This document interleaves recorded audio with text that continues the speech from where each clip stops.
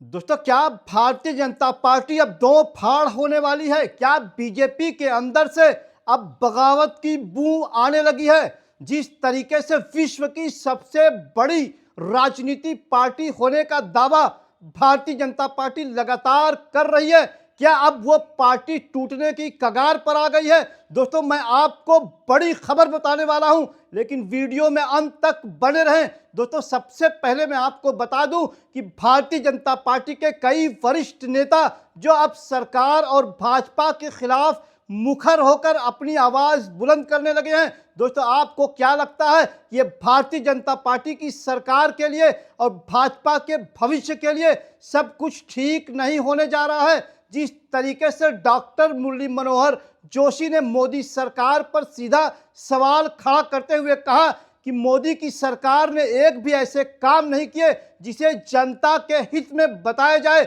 वहीं डॉक्टर सुब्रमण्यम स्वामी ने भी लगातार नरेंद्र मोदी की सरकार की आलोचना की है, मोदी सरकार की नीतियों की आलोचना की है। डायरेक्ट प्रधानमंत्री नरेंद्र मोदी का नाम लेकर के उनकी आलोचना की है। अब उत्तर प्रदेश के एक बड़े नेता और पूर्व विधायक ने खुला चैलेंज कर दिया है पार्टी से कि अगर मैं आपको बोझ लगता हूं तो साफ साफ बता दीजिए। जिस तरीके से आपने उत्तर प्रदेश में लोकसभा चुनाव में नतीजों में देखा था कि किस तरीके से भारतीय जनता पार्टी को हार का सामना करना पड़ा था। दोस्तों, आपको क्या लगता है कि नेताओं के बीच अंदर खाने सब कुछ ठीक नहीं चल रहा है? क्या उत्तर प्रदेश भारतीय जनता पार्टी के लिए अब मुश्किलों भरा होने वाला है? क्या उत्तर प्रदेश की चिंगारी पूरे भाजपा को जलाकर राख कर देगी?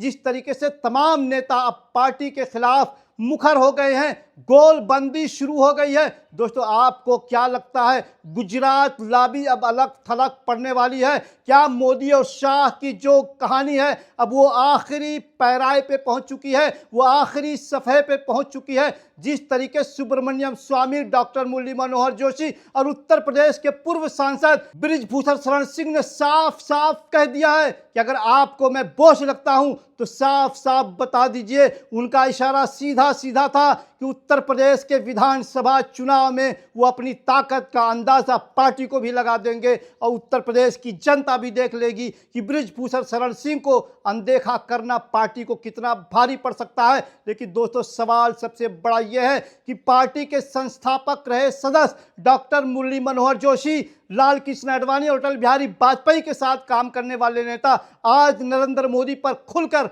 निशाना क्यों साध रहे हैं? क्या पार्टी अपने मूल्यों से हट गई है? क्या पार्टी अब सिर्फ गुजरात लॉबी के हाथों में गिरवी बनकर रह गई है? जिस तरीके से लाल कृष्ण आडवाणी को पार्टी ने साइड लाइन कर दिया, ऐसा लगता है कि पार्टी का कोई फैसला था जिसे ठंडे बस्ते में डाल दिया गया हो। क्या लगता है कि अब भारतीय जनता पार्टी के ये तमाम नेता लामबंद हो रहे हैं? क्या अब प्रधानमंत्री नरेंद्र मोदी को विपक्ष के साथ साथ अंदर से भी लड़ाई लड़ने की वक्त आ गया है? क्या लगता है कि अब भारतीय जनता पार्टी विपक्ष के साथ साथ अपने ही नेताओं के फंदे में फंस कर रह जाएगी? क्या लगता है कि भारतीय जनता पार्टी का उरूज अब जवाल की तरफ बढ़ने लगा है? क्या लगता है कि 2027 में जिस तरीके से बृजभूषण शरण सिंह ने संकेत दिए हैं, तमाम मीडिया में यह चल रहा था कि क्या अब वो पार्टी छोड़ने वाले हैं? क्या बृजभूषण शरण सिंह समाजवादी पार्टी का दामन थामने वाले हैं? जिस तरीके से अखिलेश यादव लगातार तमाम नेताओं से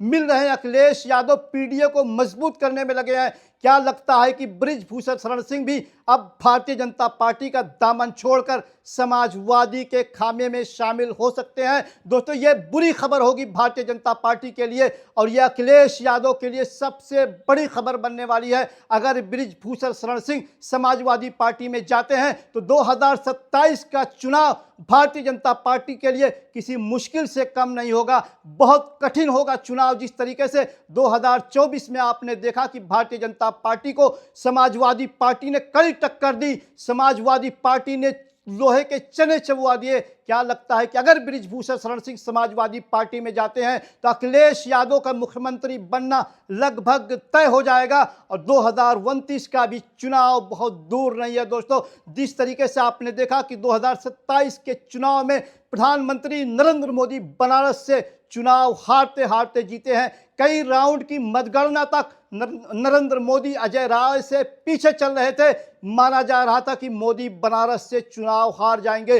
दोस्तों, अगर बनारस से नरेंद्र मोदी चुनाव हार सकते हैं, चुनाव हारने की कगार पर पहुंच सकते हैं, तो आप जरा सोचिए कि 2027 का चुनाव भारतीय जनता पार्टी के लिए कितना मुश्किलों भरा हो सकता है। लेकिन सबसे बड़ा सवाल जो अभी भी बाकी है, आखिर पार्टी के संस्थापक सदस्य रहे डॉक्टर मुरली मनोहर जोशी ने आखिर ऐसा क्यों कहा कि भारतीय जनता पार्टी ने जनता के हित के लिए कोई काम नहीं किया है। जो पार्टी बड़े बड़े दावे करके, बड़े बड़े वादे करके सत्ता में आई थी, जो गरीबों के हितों की बात कर रही थी, जो हवाई चप्पल पहनने वाले को हवाई जहाज पर बैठाने की बात कर रही थी, आखिर उस पार्टी पर पार्टी के संस्थापक सदस्य ने इतना बड़ा आरोप कैसे लगा दिया। वहीं डॉक्टर मुरली मनोहर जोशी के साथ साथ डॉक्टर सुब्रमण्यम स्वामी भी लगातार प्रधानमंत्री मोदी की नीतियों के खिलाफ बोलते रहते हैं, मोदी पर व्यक्तिगत टिप्पणियां भी करते रहते हैं।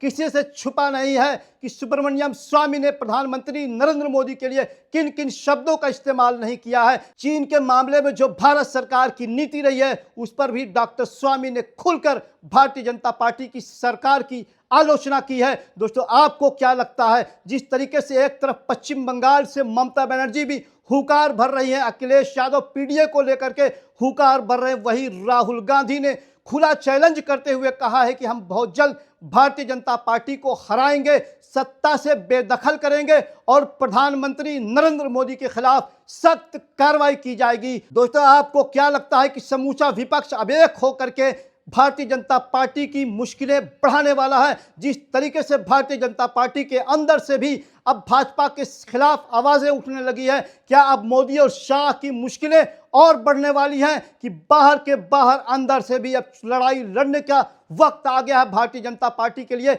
दोस्तों, आपको क्या लगता है कितनी बड़ी चुनौती है यह प्रधानमंत्री नरेंद्र मोदी के लिए कि वो विपक्ष का भी सामना करें? राहुल गांधी, अखिलेश यादव, ममता बनर्जी लगातार उन पर हमलावर हैं, लेकिन अगर अपनी पार्टी के अंदर से लगातार आवाज उठने लगे, अपनी पार्टी के संस्थापक सदस्य अगर लगातार सवाल करने लगे, तो कितना भारी पड़ सकता है ये भारतीय जनता पार्टी की सरकार के लिए आने वाले दिनों में? आपको क्या लगता है कि उत्तर प्रदेश का चुनाव हो, पंजाब का चुनाव हो, गुजरात का चुनाव हो, ये तमाम राज्य जहां भारतीय जनता पार्टी अगर पंजाब को छोड़ दें, इन तमाम राज्यों को भारतीय जनता पार्टी का गढ़ माना जाता है। दोस्तों, आपको क्या लगता है कि आने वाले दिनों में भारतीय जनता पार्टी अपनी तमाम गढ़ को बचा पाएगी? क्या गुजरात भी भारतीय जनता पार्टी हारने जा रही है? उत्तर प्रदेश भी भारतीय जनता पार्टी हारने जा रही है? यह तमाम परेशानियों से निकलते हुए नरेंद्र मोदी अपना जलवा दिखाएंगे, अपनी मैजिक दिखाएंगे और तमाम प्रदेशों में एक बार फिर जीत का परचम लहराएंगे। लेकिन ये